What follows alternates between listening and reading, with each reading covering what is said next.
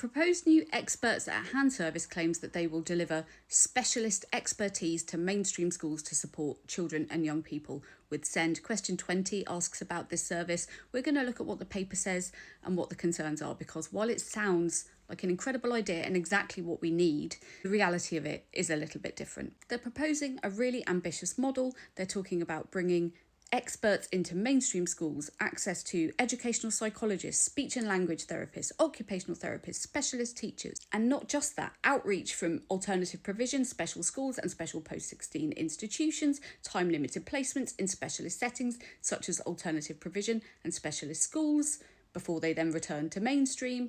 They will co-locate multidisciplinary specialist teams.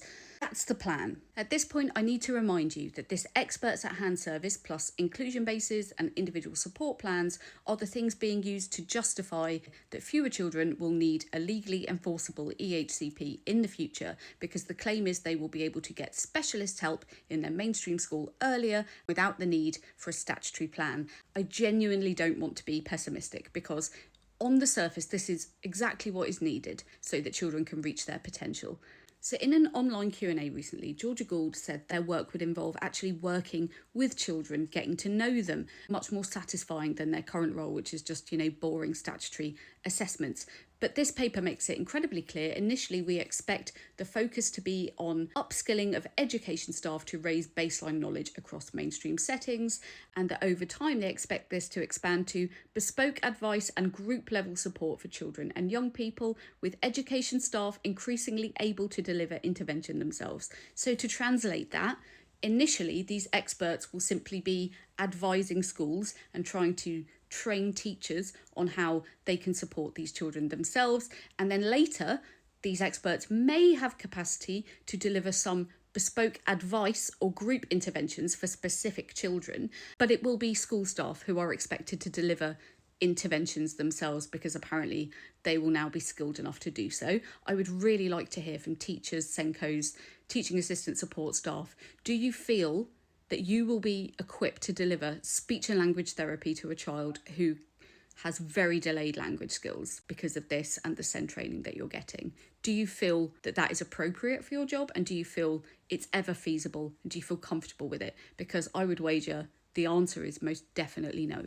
So this is basically shifting the capacity issue onto school staff who are already overstretched and overwhelmed. And just to be really clear on this, there will be children in settings who would have had an EHCP under this system, and therefore their direct therapies, their ongoing interventions, the support they need from highly trained specialist staff, they won't have that under this future system because they won't have an EHCP. So you'll have children with more complex needs getting less support, and we are being asked to accept that that will work. And I don't believe that it will. And then there's the expert capacity issue. It says clearly the funding will cover approximately 40 days of support for the average primary school and 160 days for the average secondary school. That works out to less than 1 day per child with SEND for the entire service for every specialist involved. It's not 40 days of educational psychology, 40 days of speech and language therapy.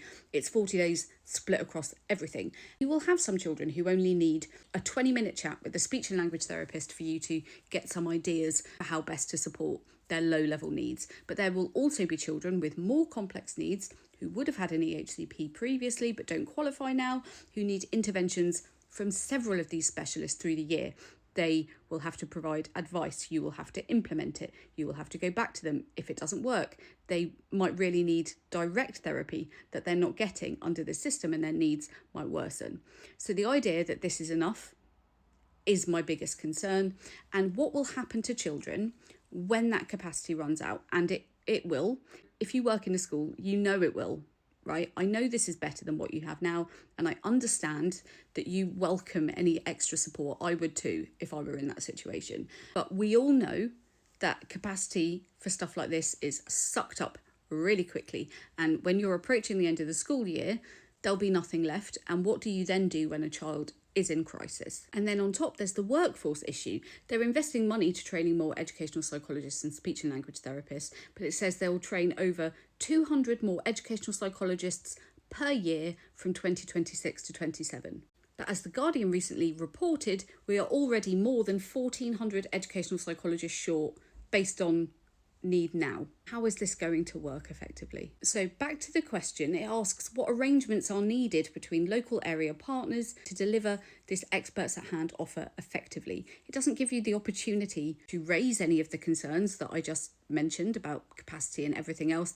And as a parent, if you're a parent, you probably don't know what arrangements are needed in terms of commissioning. So I would just use this space to raise your concerns about capacity, workforce, the pressure on school staff, replacing direct support with generalised advice in many cases. The next video, which I've been avoiding, is specialist provision packages, because it is, I think, the most dangerous, damaging part of the reforms, particularly for children with the greatest need.